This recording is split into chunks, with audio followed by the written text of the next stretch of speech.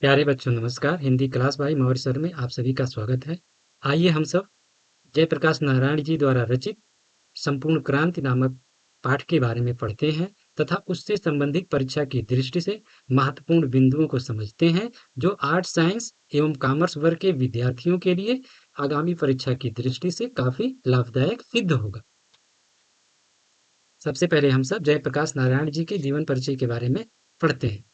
जयप्रकाश नारायण जी का जन्म 11 अक्टूबर 1902 को हुआ था और इनका जन्म का स्थान क्या था? सिताब दियारा गांव, जो उत्तर प्रदेश के बलिया और बिहार के सारण जिले में फैला हुआ है। सिताब दियारा गांव कहाँ तक फैला हुआ है? उत्तर प्रदेश के बलिया जिला और बिहार के सारण जिले में फैला हुआ है। तो ये उत्तर प्रदेश और बिहार दोनों राज्य के जिलों में फैला हुआ है। इनका निधन जो है 8 अक्टूबर 1979 को हुआ था। इनका जन्म जो है 11 अक्टूबर 1902 को और निधन 8 अक्टूबर 1979 को हुआ था और इनका जन्म स्थान सिताब दियारा गांव था। इनके बचपन का नाम क्या था? तो इनके बचपन का नाम था बाउल। जैसे सभी बच्चों के बचपन का एक नाम होता है, उसी तरह से इनके बचपन का भी नाम था बाउल। होने पर जेपी नाम से प्रसिद्ध हुए। तो ये जब बड़े हो गए तो बड़े होने पर जन पक्षधरता के कारण जेपी नाम से प्रसिद्ध हुए। अपनी जन पक्षधरता के लिए लोक नायक के रूप में भी प्रसिद्ध हुए। तो ये लोगों के पक्षधरता रखते थे, मतलब लोगों का की बातों को नेताओं तक पहुंचाते थे, समाज में उनकी बात रखते थे, जिसके कारण ये लोक नायक के नाम से प्रसिद्ध हुए। तो ये कितने नाम से प्रसिद्धि था? बचपन में बाउल नाम था और बड़े होने पर जेपी नाम था और जन पक्षधरता के कारण लोक नायक नाम से भी प्रसिद्ध हुए। इनकी माता का नाम था फूल रानी और पिता का क्या नाम था? हर्षुदयाल। तो माता पिता का नाम इंपॉर्टेंट है, पूछा जा सकता है। इनकी पत्नी का नाम था प्रभावती देवी।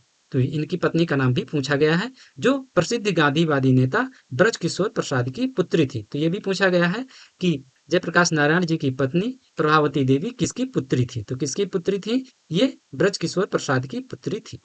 अब देखते हैं इनकी शिक्षा के बारे में कि जयप्रकाश नारायण जी कहाँ तक पढ़े थे और कहाँ-कहाँ पढ़ने के लिए गए। तो आरंभिक शिक्षा घर पर प्राप्त की। जयप्रकाश नारायण जी ने आरंभिक शिक्षा अपने घर पर प्राप्त की। फिर पटना कॉलेजिएट पटना दाखिल हुए, मतलब पटना कॉलेजिएट पटना में दाखिल हुए। यहीं पर बिहार में हिंदी की वर्तमान स्थिति विषय पर लेख के लिए सर्वोच्च पुरस्कार प्राप्त हुआ।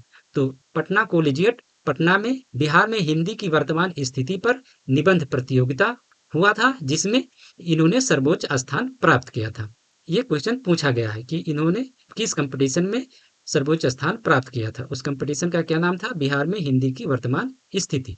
बिहार विद्यापीठ से परीक्षा देकर आईएससी परीक्षा पास की। तो बिहार विद्यापीठ से परीक्षा देकर आईएससी की परीक्षा पास की थी। इसके बाद पटना कॉलेज पटना में प्रवेश लिया। तो आईएससी की परीक्षा पास करने के बाद पटना कॉलेज पटना में इन्होंने प्रवेश लिया। असहयोग आंदोलन के दौरान शिक्षा अधूरी छोड़ दी। तो पटना कॉलेज पटना में इन्होंने जो है एडमिशन लिया था आईएससी के बाद, और उसके बाद असहयोग आंदोलन में ये शामिल हो गए और अपनी जो शिक्षा थी उसको अधूरी ही छोड़ दी। स्वामी सत्यदेव परिव्राजक का अमेरिका के विषय में भाषण सुना। इन्होंने किसका भाषण सुना था अमेरिका के विषय में? तो स्वामी सत्यदेव परिव्राजक का भाषण सुना था। उसी से ज्ञात हुआ कि वहां लड़के मजदूरी करके पढ़ाई का खर्च जुटाते हैं। तो स्वामी सत्यदेव परिव्राजक से इनको ज्ञात हुआ कि अमेरिका में लड़के मजदूरी करके पढ़ाई का खर्च जुटाते हैं। इसी कारण सामान्य परिवार के होते हुए भी आगे की पढ़ाई करने के लिए अमेरिका चले गए। तो ये सामान्य परिवार के थे, अमेरिका जाना कोई मामूली काम नहीं था, लेकिन इन्होंने सुना कि वहां लड़के जो है मजदूरी करके पढ़ाई करते हैं। इसी को ध्यान में रखते हुए अमेरिका चले गए और वहां पर कैलिफोर्निया, वर्कले, विस्किंसन, मैसिडन आदि कई विश्वविद्यालयों में अध्ययन किया। तो इन्होंने किस किस विद्यालय में अध्ययन किया था? तो कैलिफोर्निया विश्वविद्यालय, वर्कले विश्वविद्यालय, विस्किंसन विश्वविद्यालय और मैसिडन विश्वविद्यालय। तो ये अमेरिका के प्रसिद्ध विश्वविद्यालय हैं जहां पर जयप्रकाश नारायण जी ने अध्ययन किया था। मार्क्सवाद और समाजवाद की शिक्षा यहीं ग्रहण की। तो इन्हीं विश्वविद्यालयों में अमेरिका में रहते हुए इन्होंने मार्क्सवाद और समाजवाद की शिक्षा ग्रहण की, अर्थात पूंजीपतियों के विरुद्ध शिक्षा यहीं से प्राप्त किया।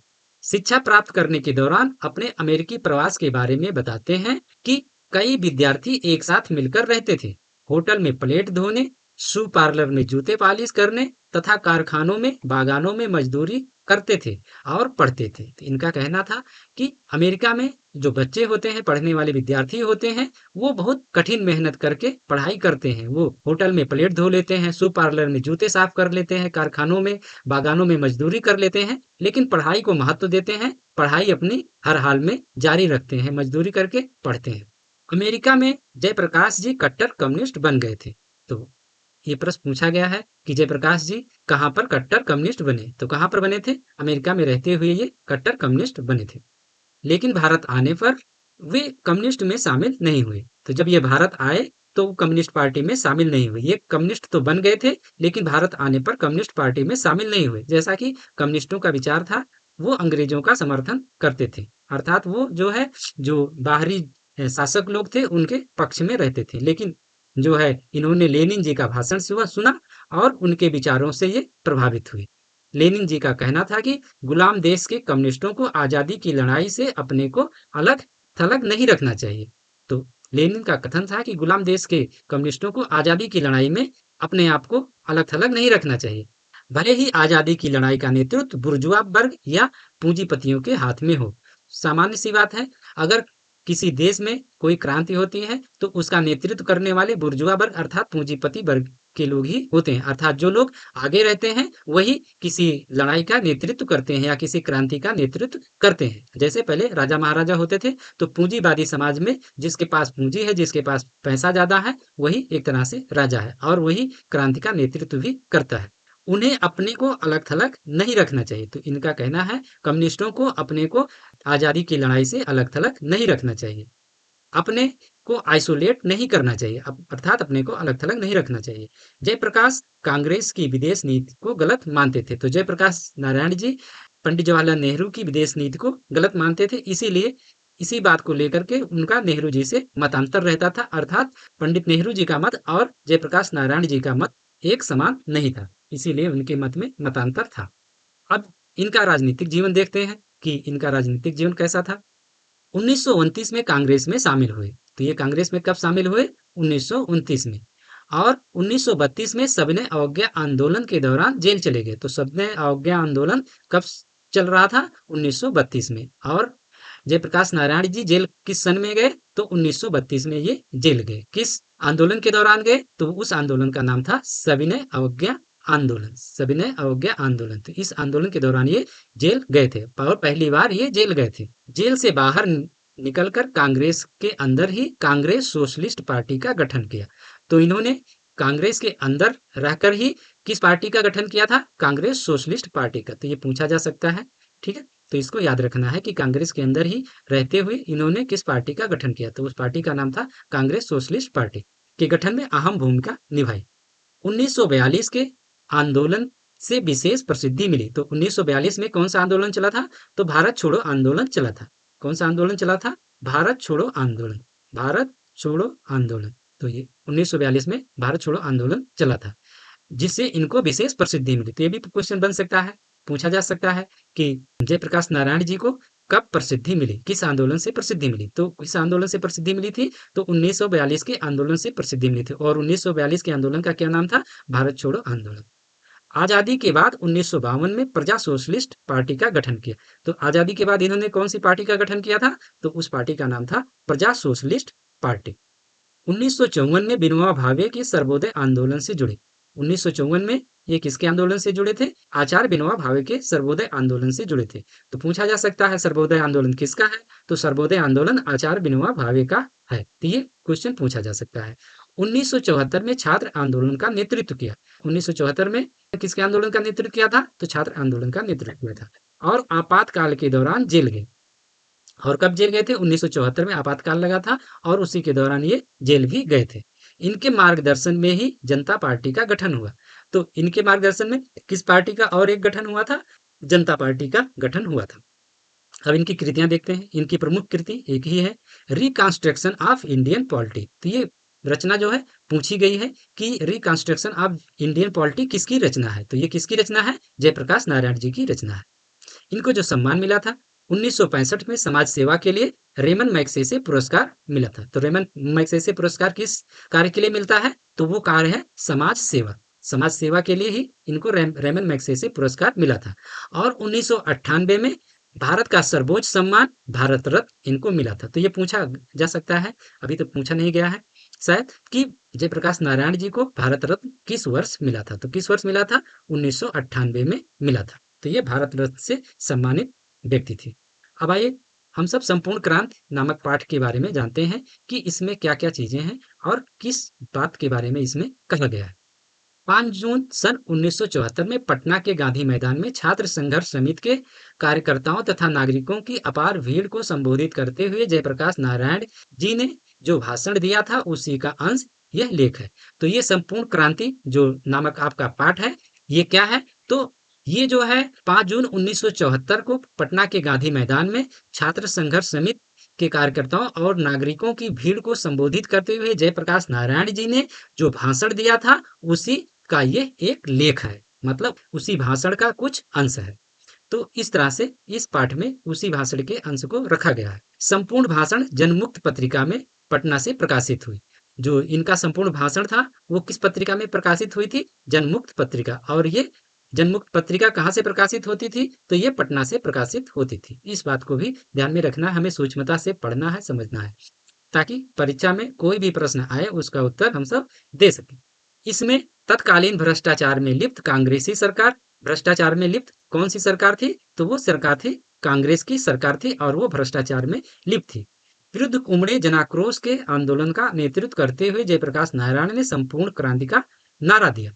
किसका नारा दिया था? संपूर्ण क्रांति का नारा दिया था। कब दिया था? 5 जून 1974 को पटना के गांधी मैदान में इन्होंने संपूर्ण क्रांति का नारा दिया था। किस लिए दिया था? तो ये जो है जनता के आंदोलन को का नेतृत्व कर रहे थे और उसी आंदोलन के नेतृत्व में भाषण देते हुए इन्होंने संपूर्ण क्रांति का नारा दिया था। इस आलेख में भ्रष्टाचार, चुनाव सुधार, जन संघर्ष समितियों के कार्य आदि से संबंधित उनके विचार प्रकट हुए थे। तो ये जो इनका भाषण था इसमें किस किस टॉपिक पर उन्होंने भाषण दिया था? तो वो टॉपिक क्या था? भ्रष्टाचार था, चुनाव सुधार से संबंधित बातें इन्होंने कही थी और जन संघर्ष समितियों के कार्य से संबंधित इन्होंने बातें कही थी। सबसे पहले इन्होंने नेतृत्व के संबंध में अपना दृष्टिकोण स्पष्ट किया। जब इन्होंने भाषण देना शुरू किया, उस भाषण में अपना जो मत रखा, वो पहला इनका जो मत था वो क्या था? भ्रष्टाचार से संबंधित नहीं था, वो जो है नेतृत्व के संबंध में अपना दृष्टिकोण था। तो सबसे पहले इन्होंने नेतृत्व के संबंध में अपना दृष्टिकोण प्रकट किया था। जयप्रकाश नारायण जी अपने भाषण में कहते हैं कि 27-28 वर्ष के बाद का जो स्वराज है उसमें जनता कराह रही है। भूख है, महंगाई है, भ्रष्टाचार है, कोई काम नहीं जनता का निकलता है बगैर रिश्वत दिए। तो जयप्रकाश नारायण जी अपने भाषण में कहते हैं कि 27-28 साल हो गए हमको आजाद हुए, लेकिन अभी भी जनता भूख से कराह रही है। यहाँ पर महंगाई बहुत है, भ्रष्टाचार है और जनता का कोई भी काम बगैर रिश्वत दिए नहीं होता है। तो इस भाषण में इन्होंने ये बातें कही। दिन पर दिन गरीब की बेरोजगारी बढ़ती जा रही है। गरीबी हटाओ के नारे जरूर लगते हैं, लेकिन पिछले वर्षों में गरीबी बढ़ी है। तो इनका कहना है कि सरकार गरीबी हटाओ का नारा जरूर लगाती है, लेकिन इस नारे से कोई फर्क नहीं पड़ता है और गरीब जनता और गरीब होती जा रही है। अपने भाषण में एक घटना का जिक्र करते हुए वो कहते हैं, दिनकर जी बड़े हृदयग्राही व्यक्ति थे। तो दिनकर जी कैसे थे? बड़े हृदयग्राही व्यक्ति थे। जिस रात वे दुनिया से विदा हुए उसी रात को हमारे मित्र रामनाथ जी गोयनका इंडियन एक्सप्रेस के मालिक के घर मेहमान थे। तो इनका कहना है, ये पूछा भी गया है लघुत्तरीय प्रश्न में, कि दिनकर जी की मृत्यु किन परिस्थितियों में हुई थी। तो दिनकर जी की मृत्यु किन परिस्थितियों में हुई थी? जिस परिस्थिति में जिस समय वो श्री रामनाथ गोयनका जी के मेहमान थे। और रामनाथ गोयनका जी कौन थे? इंडियन एक्सप्रेस के मालिक थे, इंडियन एक्सप्रेस नामक पत्रिका के मालिक थे। तो इनके यहाँ वो थे। रात को दिल का दौरा पड़ा। गोयनका जी ने 3 मिनट में उनको अस्पताल पहुंचाया। बिलिंगटन नर्सिंग होम शायद उसे कहते हैं। सारा इंतजाम था। तो वहां की व्यवस्था के बारे में, ये संभवतः तमिलनाडु में गोयनका जी का इंडियन एक्सप्रेस था और वहीं पर ये दिनकर जी थे। और वहां की तमिलनाडु की अस्पताल की व्यवस्था की तुलना जयप्रकाश नारायण जी पटना के अस्पताल से करते हैं। वो कहते हैं कि दिनकर जी को जब दिल का दौरा पड़ा तो 3 मिनट में ही गोयनका जी उनको लेकर के अस्पताल पहुंच गए। और अस्पताल में क्या सुविधाएं थी उसको आगे ये बताते हैं कि पटना का अस्पताल तो पता नहीं 3 घंटे में भी तैयार हो पाता। मतलब इनका कहना है कि 3 मिनट में वहां पर अस्पताल पहुंच गए और 3 मिनट में सारी सुविधाएं मिल गई। क्या सुविधाएं मिली? डॉक्टर सब तरह के औजार के साथ तैयार थे, लेकिन दिनकर जी बचाए ना जा सके। इनका कहना है कि बेलिंगटन हॉस्पिटल में सभी जो डॉक्टर थे वो जो है सभी औजार के साथ, अर्थात वहां पर ऑपरेशन की सुविधा थी, चेकअप की सुविधा थी, सारी सुविधाओं के साथ डॉक्टर तैयार थे। तो लेकिन दिनकर जी की मृत्यु हो गई, उनको बचाया ना जा सका। जब पहले हमने आह्वान किया था तो इनका कहना है कि पटना के अस्पताल में शायद 3 घंटे में भी ये सुविधाएं उपलब्ध ना हो पाती, लेकिन वहां के अस्पताल में ऐसी सुविधाएं थी। तो ये इन्होंने कहा कि यहाँ पर ज्यादा भ्रष्टाचार है, यहाँ पर ज्यादा काम चोरी है, लेकिन वहां पर इस तरह की काम चोरी भ्रष्टाचार कम है। ये दिखाने का इन्होंने प्रयास किया। सबसे पहले हमने आह्वान किया था यूथ फॉर डेमोक्रेसी का, लोकतंत्र में युवकों का क्या रोल है। तो इनका कहना है कि यूथ फॉर डेमोक्रेसी के माध्यम से हमने आह्वान किया था कि डेमोक्रेसी में युवकों का क्या योगदान है, मतलब युवक जो है वो डेमोक्रेसी में क्या क्या कर सकता है। तो ये जो है किसका आह्वान किया था? यूथ फॉर डेमोक्रेसी का आह्वान किया था। तो ये क्वेश्चन पूछा जा सकता है कि जयप्रकाश नारायण जी ने किसका आह्वान किया था? तो यूथ फॉर डेमोक्रेसी का आह्वान किया था। ठीक है, तो इसको याद रखना है। लोकतंत्र में युवकों का क्या रोल होता है, इस बात को इस यूथ फॉर डेमोक्रेसी में इन्होंने बताया था। मित्रों, मैं बराबर कहता रहा हूँ, संचालन समिति में बहस करता हूँ कि हम बूढ़े हो गए हैं, हमारी सलाह ले लीजिए। हम दूसरी पीढ़ी के हो गए हैं, आप नई पीढ़ी के लोग हैं। देश का भविष्य आपके हाथों में है। आप में उत्साह है, आपके अंदर शक्ति है, आपके अंदर जवानी है। आप नेता बनिए, मैं आपको सलाह दूंगा। तो जयप्रकाश नारायण जी का कहना था कुल मिलाकर के कि मेरे जो अनुभव हैं उस अनुभव से आप सब फायदा उठाइए, उस अनुभव को आप सब जो है लीजिए और उससे आप सब राजनीति में फायदा उठाइए और समाज सेवा कीजिए, ऐसा उनका कहना था। तो छात्रों ने कहा, जयप्रकाश जी, मार्गदर्शन से काम नहीं चलेगा, आपको नेतृत्व स्वीकार करना पड़ेगा। तो जब इन्होंने छात्रों से ऐसा कहा कि आप हमसे सलाह लीजिए, तो छात्रों ने कहा कि हम आपसे सलाह तो लेंगे, लेकिन साथ ही आपको नेतृत्व भी, आंदोलन का नेतृत्व भी आप ही को करना होगा, ऐसा छात्रों ने उनसे कहा। वे कहते हैं कि बहुत आग्रह करने पर वे इस शर्त के साथ तैयार हुए कि वे मार्गदर्शन करेंगे, नेतृत्व नहीं। मैं आपकी सलाह लूंगा, तालियां नहीं। बात सुनिए, बात समझिए, सबकी बात सुनूंगा। तो वो कहते हैं कि मैं मार्गदर्शन करूंगा, नेतृत्व नहीं करूंगा। मैं लीडर नहीं बनूंगा, लेकिन मैं जरूरत पड़ने पर आपको सलाह दूंगा, मार्गदर्शन आपका करता रहूंगा। मैं सबकी सलाह लूंगा। उनका कहना है कि मैं सबकी सलाह लूंगा, सबकी बात सुनूंगा और समझूंगा, और क्या करूंगा, लेकिन उसका निर्णय मैं स्वयं करूंगा। छात्रों की बात जितना भी ज्यादा होगा, जितना भी समय मेरे पास होगा, उनसे बात करूंगा, समझूंगा, अधिक से अधिक उनकी बात मैं स्वीकार करूंगा, आपकी बात स्वीकार करूंगा, जन संघर्ष समितियों की, लेकिन फैसला मेरा होगा। तो उनका कहना था कि मैं आपको सलाह दूंगा, मैं आपकी बात सुनूंगा, आपकी बात समझूंगा, जन संघर्ष समितियों की बात भी सुनूंगा, समझूंगा, लेकिन निर्णय मैं स्वयं करूंगा। सबकी राय लेंगे, मगर फैसला वे करेंगे और सबको मानना होगा। अगर कोई उन्हें डिक्टेट करना चाहेगा तो वे इससे अलग हो जाएंगे। तो उनका कहना था कि मैं सबकी बात सुनूंगा, मैं सबकी बात करूंगा, लेकिन अगर कोई मुझे पीछे से डिक्टेट करता है, डिक्टेट करता है मतलब पीछे से सलाह देता है, जबरदस्ती हम हमारे ऊपर प्रेशर डालता है कि नहीं आपको ऐसे ही करना है, तो उनका कहना था अगर ऐसी बात आती है तो मैं इस आंदोलन से अलग हो जाऊंगा। अर्थात अगर आपको ये शर्तें माननी है तो फिर मैं आपके आंदोलन का नेतृत्व करूंगा। जयप्रकाश जी अपने अमेरिकी प्रवास का उल्लेख करते हुए कहते हैं कि वहां मैं घोर कम्युनिस्ट था, लेकिन भारत आने पर आजादी की लड़ाई में लेनिन की सीख के कारण सम्मिलित हुआ। तो इनका कहना था कि जब मैं अमेरिकी प्रवास पर था, या अर्थात अमेरिका में जब पढ़ रहा था, उस समय मैं घोर कम्युनिस्ट बन गया था, लेकिन लेनिन के प्रभाव के कारण, लेनिन के कथन से सीख लेकर मैंने यहाँ पर स्वतंत्रता आंदोलन में भाग लिया। लेनिन ने क्या कहा था, इसको आपने पहले भी पढ़ा है, जो देश गुलाम है वहां की आजादी की लड़ाई में कम्युनिस्टों को अवश्य भाग लेना चाहिए, भले ही उसका नेतृत्व बुर्जुआ वर्ग, पूंजीपति वर्ग के हाथ में ही क्यों ना हो। फिर भी कम्युनिस्टों को अलग नहीं रहना चाहिए, अपने को आइसोलेट नहीं करना चाहिए। तो लेनिन का कहना था कि कम्युनिस्टों को आजादी की लड़ाई से अपने आप को अलग नहीं रखना चाहिए, भले ही उस आजादी की लड़ाई का नेतृत्व बुर्जुआ वर्ग या पूंजीपति वर्ग कर रहे हो, उन्हें अपने आप को आइसोलेट नहीं रखना चाहिए। उन्होंने तत्कालीन परिस्थितियों का उल्लेख करते हुए कहा कि शांतिमय प्रदर्शन के लिए हजारों लोग पूरे राज्य से आ रहे हैं। सारे कांग्रेसी मुझे यह सबक सिखाते रहे हैं कि छात्रों के आंदोलन से लोकतंत्र पर खतरा उत्पन्न हो गया। तो उनका कहना था कि जब वो भाषण दे रहे थे तो वो कह रहे थे कि इस देश के कोने-कोने से और राज्य के पूरे राज्य के कोने-कोने से लोग इधर आ रहे हैं। कोई गाड़ी में आ रहा, कोई गाड़ी के ऊपर बैठ कर के आ रहा, कोई पैदल आ रहा, मतलब सारे लोग इस आंदोलन में सम्मिलित होने के लिए आ रहे हैं। इसी दौरान कांग्रेसी लोग मुझे ये सिखाने में लगे हैं कि छात्रों का आंदोलन लोकतंत्र के लिए खतरा है। अर्थात छात्रों के आंदोलन को कांग्रेसी लोग खतरा मान रहे थे। इन लोगों को शर्म नहीं आती। जयप्रकाश जी कहते हैं कि इन लोगों को शर्म नहीं आती लोकतंत्र की बात करते हुए। क्या लोकतंत्र में जनता को शांतिपूर्ण प्रदर्शन या सभा करने का अधिकार नहीं है? तो इनका कहना है कि जो कांग्रेसी लोग इन्हें समझाते हैं कि जो है छात्रों का आंदोलन जनतंत्र के लिए, लोकतंत्र के लिए खतरा है। क्या जनता को या छात्रों को शांतिपूर्ण प्रदर्शन का अधिकार नहीं है? ऐसा वो कहते हैं। जनता के प्रतिनिधि होकर किस हैसियत से ये लोग जनता को रोकते हैं? शर्म से डूब जाना चाहिए इन लोगों को। तो इनका कहना है कि जनता का प्रतिनिधि होकर के ये किस हैसियत से उन छात्रों को, उन लोगों को रोकते हैं जो आंदोलन में आ रहे हैं, जो शांतिपूर्ण आंदोलन करने के लिए आ रहे हैं।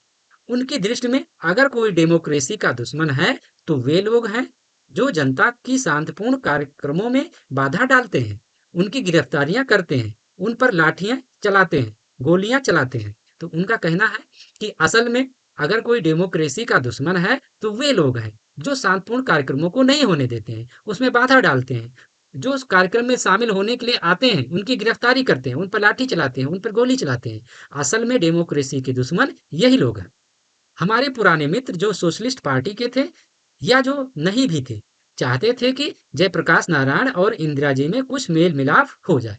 तो स्वाभाविक सी बात है, उस समय कांग्रेस की, इंदिरा जी की सरकार थी और इंदिरा जी के सरकार के काल में आपातकाल लगा हुआ था। उसी दौरान इंदिरा जी का विरोध जयप्रकाश नारायण जी कर रहे थे। तो स्वाभाविक सी बात है, इंदिरा जी से इनका मनमुटाव था। उस मनमुटाव को कम करने के लिए कुछ लोग कहते थे कि आप इंदिरा जी से बातचीत कीजिए और मनमुटाव को दूर कीजिए, आपस में मेल मिलाप कीजिए। तो इनका कहना था, मित्रों मेरा किसी व्यक्ति से झगड़ा नहीं है, चाहे वे इंदिरा जी ही क्यों ना हो या कोई हो। तो इनका कहना था, मित्रों सुनो, मेरा किसी व्यक्ति से झगड़ा नहीं, उससे कोई व्यक्तिगत दुश्मनी मेरा नहीं है। मेरा किस चीज से झगड़ा है? हमें तो नीतियों से झगड़ा है, सिद्धांतों से झगड़ा है, कार्यों से झगड़ा है। तो इनका कहना था हमें किसी व्यक्ति से झगड़ा नहीं है, हमें उसकी जो गलत नीतियां हैं उस गलत नीतियों से झगड़ा है। अगर वो उस गलत नीतियों को लागू करना बंद कर दे तो हमारा उससे कोई झगड़ा नहीं है। हमें तो झगड़ा उसकी गलत नीतियों का है। अगर उसकी हम उसकी गलत नीतियों का विरोध कर रहे हैं, हम किसी व्यक्ति का विरोध नहीं कर रहे हैं। अगर वो नीतियां सही कर ले तो हमारा उससे कोई विरोध नहीं रह जाएगा। अगर वो अपने कार्यों को सही कर ले तो हमारा उससे कोई विरोध नहीं रहेगा। अगर उसके सिद्धांत सही हो जाएंगे तो हमारा उससे कोई विरोध नहीं रहेगा। तो ये लाइन बहुत इंपॉर्टेंट है, सप्रसंग व्याख्या के लिए पूछा जाता है कि हमें तो नीतियों से झगड़ा है, सिद्धांतों से झगड़ा है, कार्यों से झगड़ा है। ये किस पाठ से लिया गया है? तो ये जयप्रकाश नारायण जी द्वारा रचित संपूर्ण क्रांति पाठ से लिया गया और जयप्रकाश नारायण जी ने इस लाइन को 5 जून 1974 के पटना के गांधी मैदान के अपने भाषण में कहा था। जो कार्य गलत होंगे, जो नीति गलत होगी, जो सिद्धांत प्रिंसिपल गलत होंगे, जो पॉलिसी गलत होगी, चाहे वह कोई भी करे, मैं विरोध करूंगा अपनी अकल के मुताबिक। तो इनका कहना था कि जो कार्य गलत होंगे, जो सिद्धांत गलत होंगे, जो पॉलिसी गलत होगी, मैं उसका विरोध करूंगा, क्योंकि मैं किसी व्यक्ति का विरोध नहीं कर रहा हूँ। इंदिरा जी अगर उससे हट भी जाएंगी और कोई दूसरा प्रधानमंत्री आ जाएगा और वो भी यही काम करेगा तो मैं उसका भी विरोध करूंगा और अपनी अकल के मुताबिक करूंगा। जितनी मेरी बुद्धि विवेक काम करेगा उसके हिसाब से मैं उसका विरोध करूंगा। बापू और नेहरू की महानता के संबंध में उनका कहना था कि हम सब बापू से कहते थे कि बापू हम यह बात नहीं मानते हैं, और बापू में इतनी महानता थी कि बुरा नहीं मानते थे। तो उनका कहना था कि बापू और नेहरू अर्थात महात्मा गांधी जी और पंडित जवाहरलाल नेहरू वे महान थे, क्योंकि वो अगर उनकी बातों का हम कोई विरोध भी करते थे, अगर हम कहते थे बापूजी ये बात सही नहीं है, मैं इसका विरोध करता हूँ, उनमें इतनी महानता थी कि वे बैठाते थे और समझाते थे, बैठा करके समझाते थे और अपने कार्यों को भी कुछ कम करते थे, अर्थात जिनसे विरोध रहता था उससे समायोजन करने का प्रयास करते थे। इसलिए गांधी जी को और पंडित जवाहरलाल नेहरू जी को ये जो है महान बताते हैं। फिर भी बुलाकर हमें प्रेम से समझाते थे। तो ये लोग विरोध करने पर भी बुलाते थे और प्रेम से समझाते थे।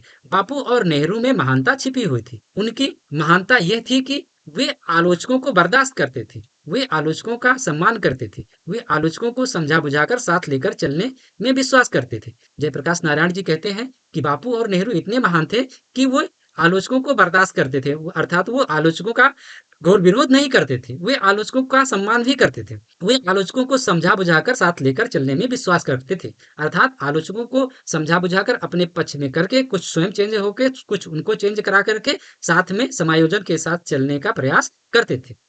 वे इस बात को लेकर ज्यादा ज्यादा तीखे थे कि राजनीति में तथा प्रशासन में घोर भ्रष्टाचार है। तो वो जयप्रकाश नारायण जी कहते हैं कि राजनीति में तथा प्रशासन में घोर भ्रष्टाचार है, इस बात को लेकर वे ज्यादा तीखे थे।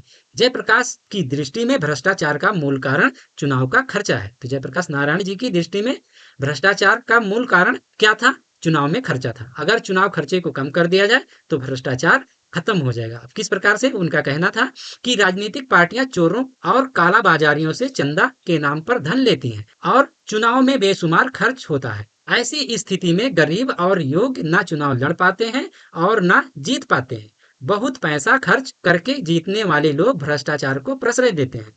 आज स्थिति यह है कि हर स्थल पर घूस का व्यापार है और उसके बिना जनता का कोई काम नहीं होता है। वर्षों से मैं पुकार रहा हूं, भाई इस चुनाव की पद्धति में अमूलचूल परिवर्तन होना चाहिए, चुनाव का खर्च कम करना चाहिए।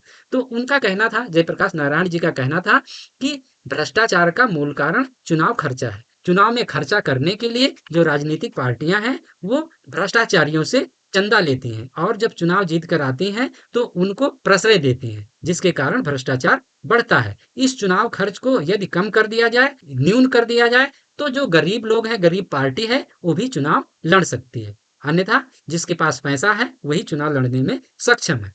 अगर चाहते हैं आपकी गरीब उम्मीदवार खड़ा हो सके, मजदूर उम्मीदवार खड़ा हो सके, किसान उम्मीदवार खड़ा हो सके, गरीब पार्टी जो गरीब की पार्टी है वह अपने उम्मीदवार खड़ा कर सके, सुनता है कौन?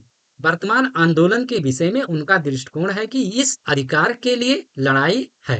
जनता को यदि मतदान के द्वारा प्रतिनिधि चुनने का अधिकार है तो अपने अयोग्य, भ्रष्ट और जनाकांक्षा के विरुद्ध काम करने वाले प्रतिनिधियों को विधानसभा या संसद से लौटाने का भी अधिकार होना चाहिए। तो उनका कहना है कि जिस प्रकार से हम सब चुनाव करते हैं, चुनकर जन प्रतिनिधि को भेजते हैं, यदि जन प्रतिनिधि जन आकांक्षा के अनुसार काम नहीं करता है तो हमें उसे बुलाने का भी अधिकार होना चाहिए। हमें उसके विरुद्ध वोट करके उसके जन प्रतिनिधि को, उसके अधिकार को खत्म करना चाहिए। इसी प्रसंग में जयप्रकाश ने छात्र संघर्ष समिति के सदस्यों के कर्तव्य का भी उल्लेख किया है। तो ये जो उनका भाषण था, इसी में उन्होंने छात्र संघर्ष समिति की सदस्यों के कर्तव्यों का भी उल्लेख इन्होंने किया है कि छात्र संघर्ष समिति के क्या क्या कार्य होंगे। उनका कहना है कि संघर्ष समितियां केवल आंदोलन और प्रतिनिधि वापसी के अधिकार की लड़ाई तक सीमित न रहें। तो उनका कहना था जो संघर्ष समितियां होंगी उनका कार्य केवल आंदोलन करना और जनप्रतिनिधि की वापसी तक ही सीमित नहीं रहेगा। उनका काम हर अन्याय अनीति के विरुद्ध संघर्ष करना रहेगा। तो उनका कहना था कि जनप्रतिनिधियों का कार्य जितने भी प्रकार के जनता के साथ अन्याय होगा, उनके साथ अनीति होगी, उन सभी के विरुद्ध संघर्ष करना इन जन संघर्ष समितियों का कार्य होगा। सरकार के कामकाज पर नजर रखना, सरकार जो कामकाज कराती है उस पर भी नजर रखने का काम ये जन संघर्ष समितियां करेंगी। जनता को अन्याय से बचाना तथा उन्हें उनका हक दिलाना भी उनका काम है। तो जन संघर्ष समितियों का विस्तृत रूप से ये काम के बारे में बताते हैं कि वो क्या क्या काम करेंगी, अर्थात जहां जहां से भ्रष्टाचार हो सकता है वहां पर भी नजर रखेंगे। जैसे सरकार जो काम कराती है वहां पर भ्रष्टाचार होता है तो वहां पर ध्यान रखना है, और जनता के साथ जो भी अन्याय होता है, अनित होता है, उसके विरुद्ध भी ये जन संघर्ष समितियां काम करेंगी। ये निर्दलीय संघर्ष समितियां अस्थायी रूप से कायम रहेंगी। तो इनका कहना था ये संघर्ष समितियां जो होंगी निर्दलीय होंगी, ये किसी दल से जुड़ी हुई नहीं होंगी और अस्थायी रूप से कायम रहेंगी, और केवल लोकतंत्र के लिए ही नहीं बल्कि सामाजिक, आर्थिक, नैतिक क्रांति के लिए अथवा संपूर्ण क्रांति के लिए महत्वपूर्ण कार्य करेंगे। तो इनका कहना था ये जो संघर्ष समितियां होंगी ये केवल लोकतंत्र के लिए ही नहीं बल्कि सामाजिक कार्य भी करेंगे, आर्थिक और नैतिक क्रांति के लिए, ये संपूर्ण क्रांति के लिए महत्वपूर्ण होंगे। अर्थात जितने प्रकार के भी सुधार हो सकते हैं, चाहे राजनीति में हो, आर्थिक रूप से हो, सामाजिक रूप से हो, उन सारे सुधारों का ये जो है नेतृत्व करेंगे। कौन नेतृत्व करेगा? उन पर ध्यान रखेंगे ये जनसंघर्ष समितियां।